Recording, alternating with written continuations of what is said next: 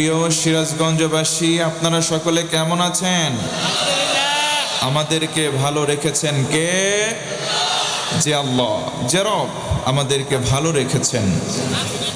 কোরআনের মাহফিলে আসার বসার তৌফিক এনায়েত করেছেন। আমরা খুশি হয়ে নত শিরে কালিমাতুশ শুকর আদা করে একটাবার পড়ছি আলহামদুলিল্লাহ। আমার পিতৃতুল্য একজন মুরব্বী জিজ্ঞাসা করেছেন আমি কেমন আছি। আমিও আল্লাহর অশেষ মেহেরবানিতে ভালো আছি বাবাজি, আলহামদুলিল্লাহ।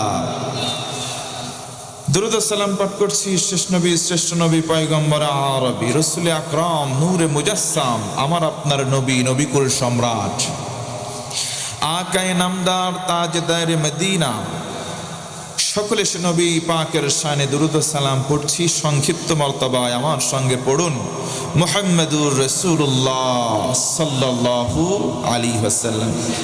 সম্মানিত প্রিয় হাজিরিন, ভূমিকায় আর কোনো কথা নাই, সরাসরি কালামে হাকিম থেকে কিছু কথা বিষয়ভিত্তিক তাফসীর আকারে বলতে চাই। এর নিমিত্তে একটা ঘন্টা সময় আপনাদের কাছে চাই, দেওয়া যাবে ইনশাআল্লাহ? রাত্রি অনেক গভীর, আর কোনো এলোমেলো কথা নয়, সরাসরি কালামে হাকিম থেকে কথা বলতে চাই। আপনারা কি শুনতে রাজি আছেন ভাই? যদি রাজি থাকেন আমার সঙ্গে একটু কনভারসেশন করবেন, একটু রিপ্লে করবেন আমার সঙ্গে, একটু হ্যাঁ না ঠিক বেঠিক সুবহানাল্লাহ আলহামদুলিল্লাহ আল্লাহু আকবারের আওয়াজ দিয়ে সহযোগিতা করা যাবে তো ইনশাআল্লাহ? প্রারম্ভে আমি জানতে চাচ্ছি সিরাজগঞ্জের ভাইয়েরা বলেন তো, আমরা যে কিতাব থেকে কথা বলি এবং কথা শ্রবণ করি, অথেন্টিক সেই বইটার নাম কি? মাশাআল্লাহ, সচেতন মানুষ আপনারা। আমি আপ্লুত হচ্ছি এ কারণেই, কারণ কোরআন আল কারীম অনেকে পড়তে না জানলেও কোরআনের নামটা অনেকেই জানে যে এটা আমাদের গাইডলাইনের কিতাব। কথা বলেন ঠিক কিনা? আমরা যে কিতাব থেকে কথা বলি আর শুনি সেটার নাম হচ্ছে কোরআন। আল্লাহ তাআলা বলেন আর রহমান আল্লামাল কোরআন, আল্লাহর অসংখ্য সিফাতি নাম, তার মধ্যে অন্যতম নাম হচ্ছে রহমান। যে রহমান নামের উসিলাই আল্লাহ তাআলা কোরআনের শিক্ষা মানুষ জাতিকে প্রদান করেছেন। বলেন সুবহানাল্লাহ। যালিকাল কিতাব লা রাইবা ফীহি হুদাল লিল মুত্তাকিন, this is the book, there is no doubt in it. It's a divine book from Almighty Allah to His Messenger Muhammad sallallahu, for the every single mankind of the world. Hadha bayanul linnas. আল্লাহ বলেন কে হিন্দু, কে মুসলিম, কে ইহুদি, কে খ্রিস্টান, doesn't matter to Almighty Allah. চিৎকার করে কোন সুবহানাল্লাহ। আল্লাহ বলেন তুমি কোন ধর্ম অবলম্বন করো, আমি আল্লাহ সেটা দেখব না। তুমি মানুষ কিনা আমি আল্লাহ দেখব সেটা। কোরআনের কাছে আসলে তুমি যদি মানুষ হও, এই কোরআন তোমাকে হেদায়েতের নূরে মুনাওয়ার করে জান্নাতের পথ ধরাবে। বলেন সুবহানাল্লাহ।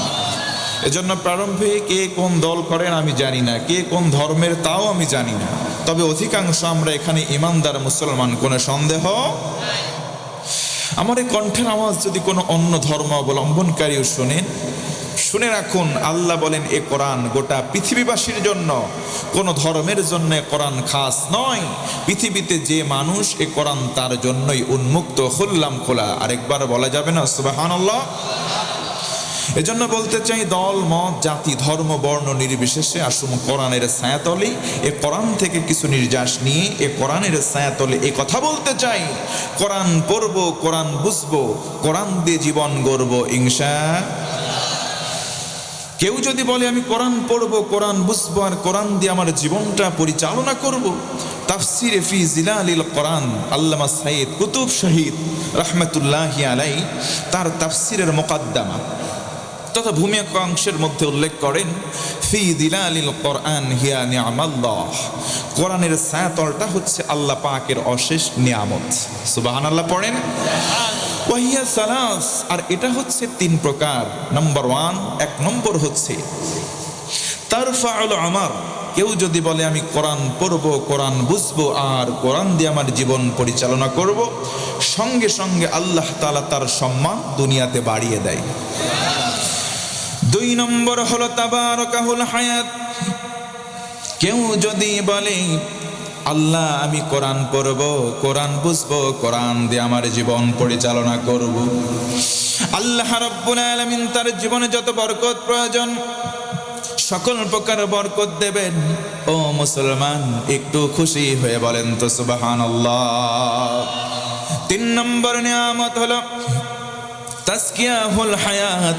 কেউ যদি বলে আমি কোরআন পড়ব, কোরআন বুঝবার, কোরআন দিয়ে জীবন গড়ব, আল্লাহ রাব্বুল আলামিন তার জীবনের ছোটখাটো সমস্ত গুনাহ মাফ করে দেন। জোরে বলুন সুবহানাল্লাহ। আপনারা খুশি না বেজার? তাহলে কোরআন মানতে রাজি আছি না নাই?